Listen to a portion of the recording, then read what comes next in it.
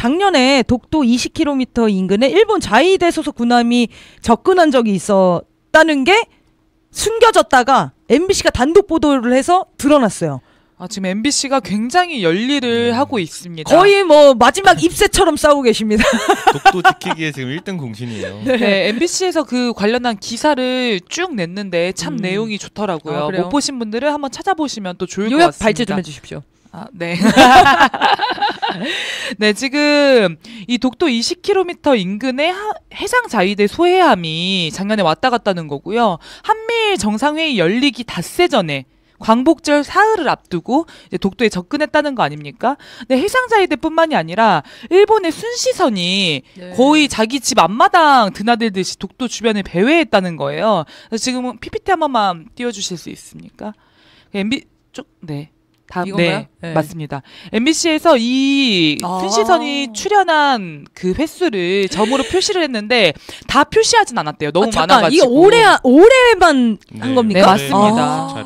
근데 이게 보니까 윤석열 집권 이후에 80회 이상 일본의 순시선들이 출연을 했다는 거예요. 근데 지금 8월 밖에 안 됐는데 벌써 60회 되지 않습니까? 그러니까 올해 끝날 때쯤이면 어마어마하겠죠. 자기네 땅처럼 돌아다니는 거 아니에요, 지금? 그러니까 지금 거의 자기 땅이라고 생각하고 자기 영토라고 생각하면서 여기 일대를 감시 관찰을 하는 게 아닌가 싶고요. 지금 해상자위대 그 소해함이 와서 도대체 뭘 한 건가 의문이 굉장히 많은데 원래 목적 자체가 지뢰를 뭐 탐지하고 제거하는 이런 활동을 하는 게 목적인데 뭐 독도 주변에 딱히 지뢰가 있는 건 아니니까 그런 음파 이런 것들을 통해서 지형 파악을 지금 하고 있다.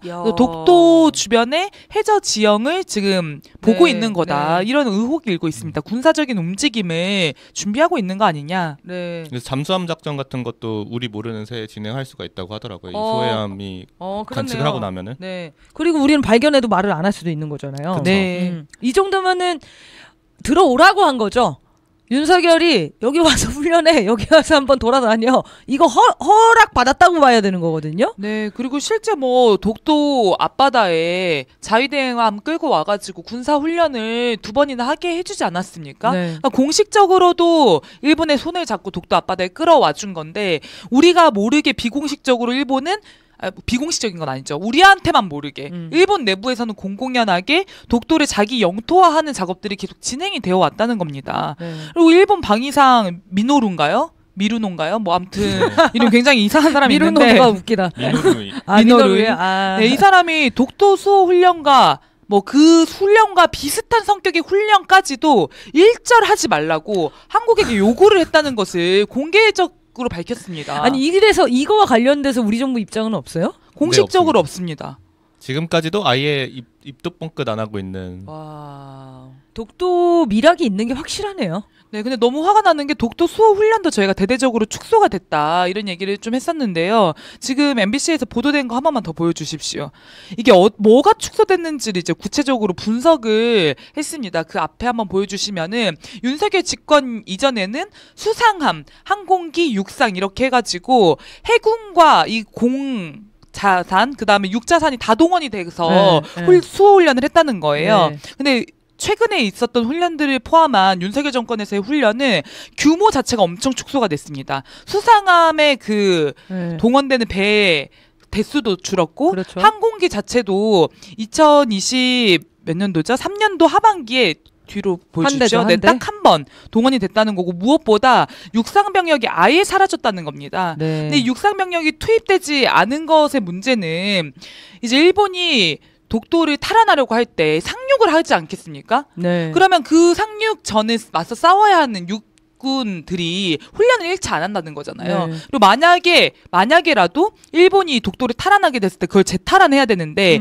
관련한 훈련은 전혀 이루어지지 않는다는 것입니다. 이 정도면 훈련을 안 했다고 봐야 되는 거 아니에요? 수상함이 4에서 5척이 돌아다녔고 항공기가 한 대 떴고 육상은 없다는데 독도 방어훈련 축소됐다라고 말하면 안 되는 것 같아. 그것도 올해 한 번 한 거잖아요. 네. 그러면 지금 일본의 순시선이 60번 왔다 갔다 한 건데 올해. 야, 그러면 일본이 더 열심히 훈련했잖아. 이게 결과적으로 보면은 그렇잖아요. 독도 수호 훈련에서 일본이 사라진 것도 문제래요. 네. 그러니까 이제 가상국의 도발에 대응한 훈련을 했다고 하는데 그럼 가상국이 누구냐라고 하면 없다라고 군은 대답을 한다는 겁니다. 근데 명백히 우리 영토를 침탈하겠다라고 하고 독도 영유권을 주장하는 일본이 있기 때문에 원래대로라고 하면 일본 자위대가 독도를 어떻게 침탈하려고 하는지 그 과정을 상세하게 이제 파헤치고 그거에 맞는 이제 대비 훈련을 해야 되는데 일본을 아예 삭제하고 누군지도 모를 언제인지도 모를 대상이 마치 우리를 하는 것처럼 이거에 대응하는 훈련을 하니까 문제가 많은 거죠. 네. 김일원 어떻게 보셨어요? 그 가장 최근에 했던 훈련이 그나마 항공기 한 대 있었던 것도 안 떴다고 하더라고요. 네, 심각한 상황인 것 같고. 저것도 보니까 2023년 하반기에 한 대 뜬 거구나. 네네. 그 올해는 안 떴다는 네, 거잖아요. 맞습니다. 또 그럼 훈련이 없어진 거 아닙니까? 특히 웃긴 게 이 MBC가 독도 계획 훈련 전혀 없다. 그 계획이 없다. 독도 훈련. 이 보도를 하고 나서 그 다음날 계획이 내려왔대요. MBC 엄청 네. 챙겨보나 봐요. 얼마나 없애고 싶을까.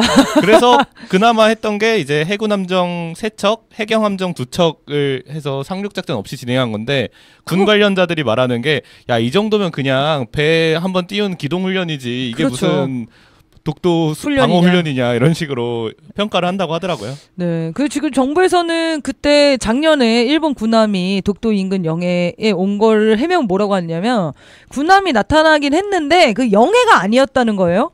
공해라고 볼 수 있는 지역이라서 뭘 어떻게 할 수가 없었고 일본이 실수로 러시아 군함을 따라오다가 지나가는 것을 보고 따라오다 나갔다 뭐 이렇게 표현을 해가지고 그러세요? 그럼 뭐 별일 아니시네. 다 돌아가세요. 이랬다는 거예요, 지금. 무슨 어린애들 방구차 쫓아다니는 것도 아니고 뭘 쫓아가다가 독도로 들어와요. 말 같지도 않은 소리.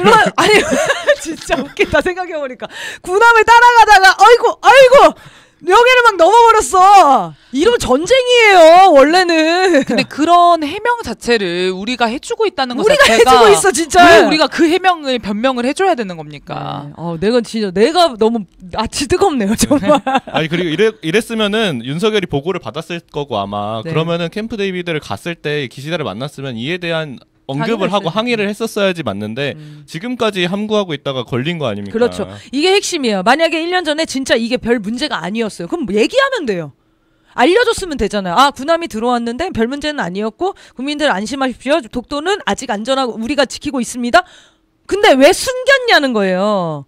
숨겼다는 이유는 뭐겠습니까? 우리한테 불리하니까 숨긴 거예요. 일본을 군함을 들어온 것을 정부가 항의를 하거나 조치를 취하지 않았다는 게 이걸로 드러나는 겁니다. 근데 이걸 MBC가 보도했어. 단독 보도로.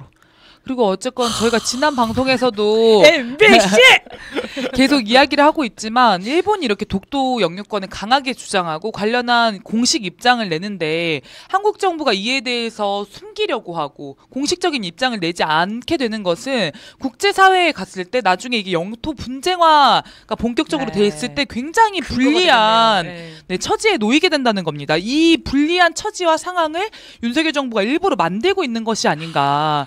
저는 독도를 포기하려고 하는 정권은 굉장히 역적 정권이다.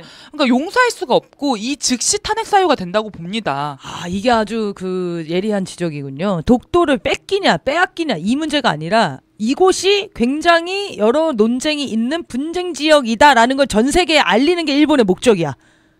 그래서 독도의 영유권을 한국이 쥐고 있다. 요 개념을 삭제하고 싶은 게 지금 일본의 목적이니까 저순 시선이 저렇게 왔다 갔다 하는 거잖아요. 네. 여기 우리 땅이라서 계속 가고 그 근거가 되는 거예요, 정말. 나중에 세계적으로 주장할 때. 여기 우리 땅이어서 우리가 순시한 거다.